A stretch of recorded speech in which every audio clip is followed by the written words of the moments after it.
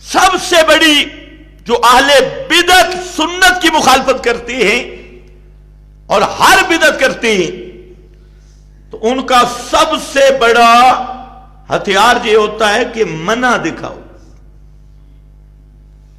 یہ مولوی ان کو یاد کراتے ہیں کہ کوئی بدعت کرو نا تو ان کو کہو بھئی اس سے منع دکھاؤ، اگر منع نہیں تو کیا ہے؟ جائز ہے، اور منع آ گیا تب ناجائز ہے۔ تو اس لیے ایک تو جہاں تحقیقی اور علمی مقام ہے وہ یہ ہے کہ دو قسم کے امور ہیں، ایک ہے دنیاوی امور، دنیا کے کام، اور ایک ہے دین اور عبادت، دونوں میں فرق ہے۔ جہاں دین اور عبادت کا مسئلہ ہے تو وہاں ثبوت ضروری ہے۔ جہاں دین اور عبادت کا مسئلہ ہے تو وہاں کیا ہے؟ ثبوت ضروری ہے۔ اور جو دنیا کا معاملہ ہے اس سے منع ضروری ہے۔ یہ بات ذرا سمجھنی ہے۔ جہاں دین اور عبادت کا معاملہ آ گیا وہ کرنا تب ہے کہ ثابت ہو، اور جہاں دنیا کا معاملہ ہے وہاں چھوڑنا تب ہے کہ منع ہو، چھوڑنا تب ہے کہ منع ہو۔ اصل قانون یہ ہے۔ اب یہ اہل بدعت مولویوں کی بات سمجھ ہی نہیں آئی، انہوں نے فقہا کی کتابوں کا ایک حوالہ لیا ہوا، الاصل فی الاشیاء اباحہ، کہ چیزوں میں اصل اباحت ہے، حالانکہ وہ ہے الاصل فی الاشیاء الاباحہ۔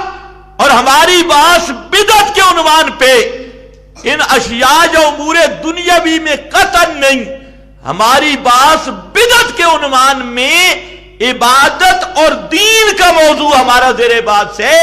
تو اس کے متعلق یاد رکھنا، ان دونوں کو گڑبڑ کر دیا جاتا ہے، عوام کو بھی تلبیس کرتے ہیں، اور جی منع دکھاؤ۔ منع کہاں دکھانا ہوگا؟ دنیاوی امور میں۔ اور ثبوت کہاں دکھانا ہوگا؟ دینی امور میں، عبادت میں۔ اب اس پر قرآن مقدس اور احادیث سے پیغمبر کی اور آثار صحابہ اور تمام فقہا مجتہدین متفق ہیں کہ جب دین اور عبادت کا معاملہ ہوگا تو اس وقت تک وہ عبادت نہیں بن سکتی جب تک ثابت نہ ہو، اور جب دنیا کا معاملہ ہوگا تو اس سے اس وقت تک رکنا ضروری نہیں جب تک منع نہیں ہوگی۔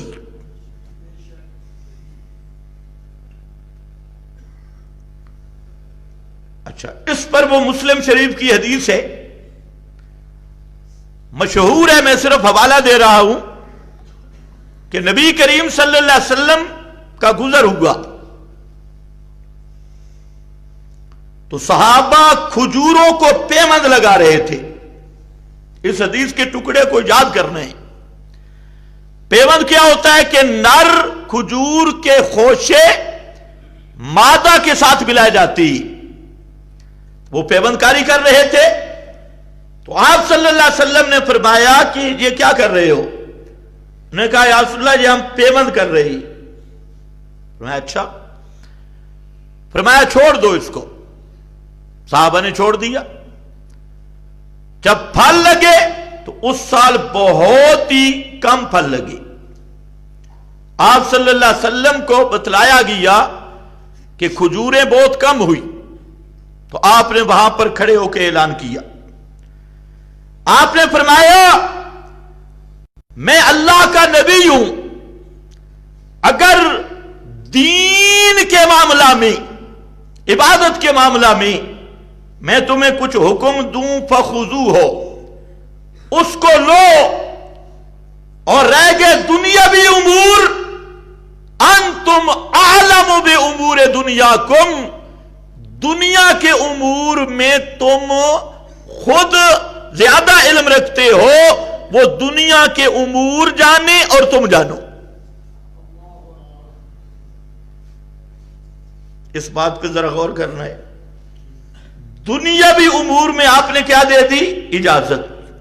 لیکن دینی امور میں اپنے حکم کا پابند رکھا کہ میں نبی ہوں، دین مجھ سے لوگے، اور دنیاوی امور انتم اعلم بامور دنیاکم، دنیاوی معاملات میں تم زیادہ ماہر ہو، تمہارا تجربہ زیادہ ہے.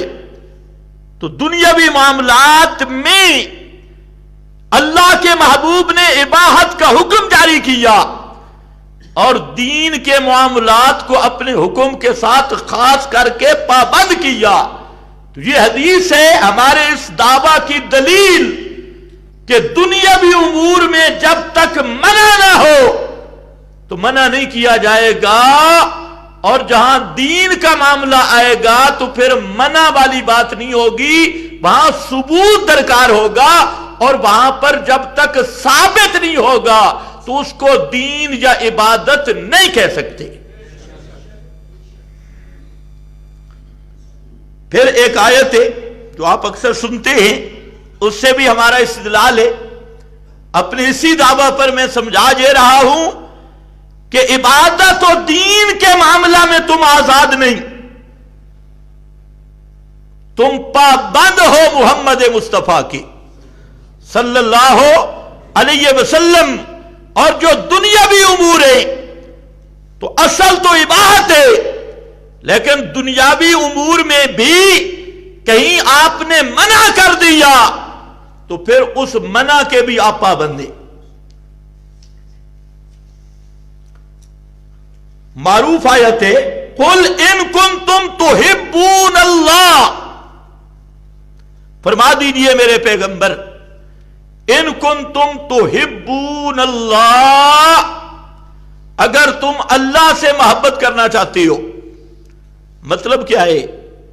وہ اعمال جن سے اللہ کو راضی کرنا ہے، اور وہ عمل جس سے اللہ راضی ہو، اس کا نام عبادت ہے.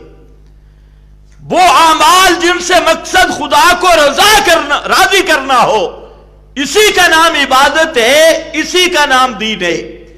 تو فرمایا قل ان کنتم تحبون اللہ فاتبعونی یحببکم اللہ.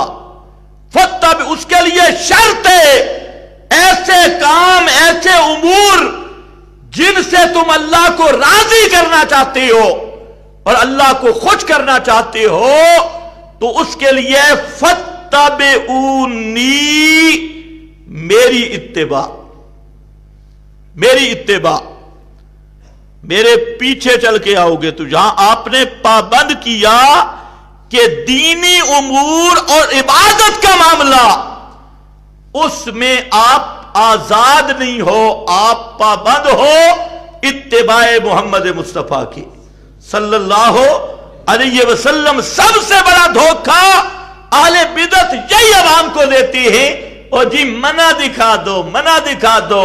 اب یہاں پر دین کے معاملہ میں اس سے بڑی منع کیا ہوگی؟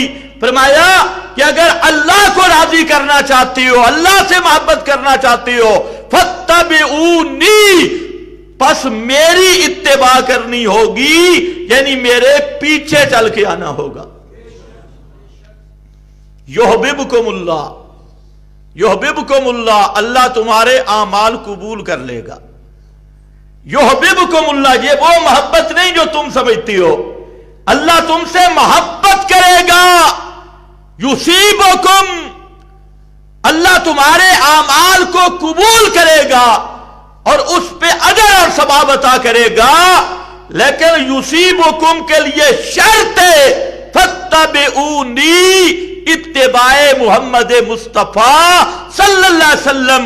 یہاں آپ اپنی مرضی نہیں کر سکتے. اور اصل جو اہل بدعت ہوتی ہیں، ان کے عقل کا نور بھی نہیں ہوتا اور ایمان تو ہوتا ہی نہیں نا.